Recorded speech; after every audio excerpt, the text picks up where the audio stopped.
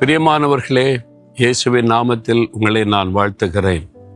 வெயில் காலம் வந்துட்டாலே இந்த உஷ்ணத்தினுடைய பாதிப்பு நம்ம எல்லாருக்கும் தெரியும்ல. அதனால வெயிலில் கொஞ்சம் தூரம் நடந்தா நீங்கள் எதை தேடுவீங்க? ஒரு நிழலை தேடுவோம். அப்போ வெயிலில் போனாதான் நிழலின் அருமை தெரியும் அப்படின்னு ஒரு பழமொழி சொல்லுவாங்க. வெயிலில் நடக்க நடக்க எங்கே நிழல் இருக்கிறதுன்னு தேடுவோம்.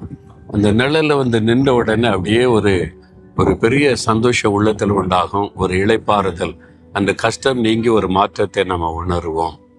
அப்போ சில பிரச்சனை, போராட்ட, நெருக்கங்கள் வெயில் மாதிரி நம்மை சுட்டரித்து நம்மளை கஷ்டப்படுத்தி பலவீனப்படுத்தி, வெயில் அதிகம் என்ன பாருங்க, நம்மளை பலவீனப்படுத்திடும். அப்படியே சரீரம் சோர்வடைந்துடும், பல பாதிப்புகளை உண்டாக்கி விடும். அது மாதிரி சில பிரச்சனைகள், போராட்டங்கள் வரும்போது நம்முடைய சரீரம், நம்முடைய ஆத்மா பலவீனம் அடைந்து சில பாதிப்புகளை சந்திக்க வேண்டியது வரும். இந்த மாதிரி சூழ்நிலை என்னங்க பண்றது? ஆண்டவர் வாக்கு கொடுத்திருக்கிறார் பாருங்களேன். ஏசாயா 51:16 என் கரத்தின் நிழலினால் உன்னை நான் மறைக்கிறேன் என்பதாய் ஆண்டு சொல்றார். கரத்தின் நிழல், ஆண்டவருடைய கரம். ஒரு சின்ன கரத்துக்குள்ள எவ்வளவு நிழல் வரும் அப்படின்னு நினைக்கிறீங்களா?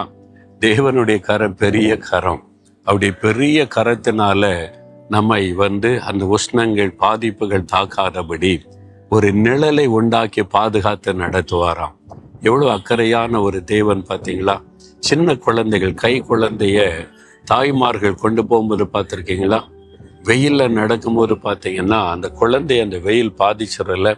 அதனால அப்படியே கரத்தின் நிழல், என் கரை உஷ்ணமான பரவாயில்ல, அந்த உஷ்ணம் என் குழந்தை மேல வந்துடக்கூடாதுன்னு, அது சின்ன குழந்தையா இருக்குமா, 2 கரத்துல அப்படி மூடும்போது அந்த குழந்தை மேல வெயில் விழாது, நிழல் விழும். அப்போ அது நிம்மதியா அமைதியா தூங்கும். கையை எடுத்துட்டா உஷ்ணம் தாக்கி அழ ஆரம்பிச்சிடும். அப்ப அந்த தாயினுடைய கரம் அந்த குழந்தை மேல நிழலை கொண்டு வந்து பாதிப்பிலிருந்து காப்பாற்றுகிறாரு. அதே மாதிரி இந்த ஆண்டவர் நம்முடைய தகப்பன், நமக்கு தாயின் தகப்பனமாய் இருக்கிறவர். இந்த பிரச்சனை, போராட்டம், கஷ்டம் அதுல நெருக்கப்படும் போது என் பிள்ளைங்க அதுல வேதனைப்பட்டு கலங்கிடக்கூடாது, தன்னுடைய கரத்தின் நிழலினால் உன்னை நான் மறைக்கிறேன்னு சொல்றார். இந்த பிரச்சனை, பாடுகள் உன்னை பாதிக்காது, உன்னை தாக்காது, உன்னை பலவீனப்படுத்தாது, என் கரத்தின் நிழலினால் மறைக்கிறேன். எவ்வளவு அற்புதமான ஆண்டவர் இல்லை? அவர் தான் சொல்றாரு, என் மகனே, மகளே, இதெல்லாம் கண்டு பயப்படாத.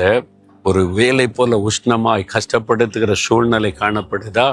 என் கரத்தின் நிழலினால் உன்னை மறைத்து நான் பாதுகாத்து நடத்துவேன், நீ சோர்ந்து போகாதேன்னு சொல்லுகிறார். எவ்வளவு சந்தோஷம்! ஆண்டவரை பார்த்து சொல்லுங்க, ஆண்டவரே, நீ கொடுத்த இந்த வாக்குத்தத்தத்திற்காய் நன்றி. உம்முடைய கரத்தின் நிழலினால் என்னை மறைத்து இந்த உஷ்ணத்தின் பாதிப்பு, வெயிலின் பாதிப்பு இல்லாதபடி என்னை பாதுகாத்து நடத்த உம்முடைய கரத்தின் நிழலை தருகிறதற்காய் நன்றி. இந்த பிரச்சனை, போராட்ட, நெருக்கம், இன்றைக்கு சந்திக்கிற உபத்திரவம் அது என்னை பாதிக்காதபடி உம்முடைய கரத்தின் நிழலினால் என்னை மறைத்து பாதுகாத்து நடத்துகிறதற்காய் ஸ்தோத்திரம், ஸ்தோத்திரம். இயேசுவின் நாமத்தில் ஜெபிக்கிறேன். ஆமேன், ஆமேன்.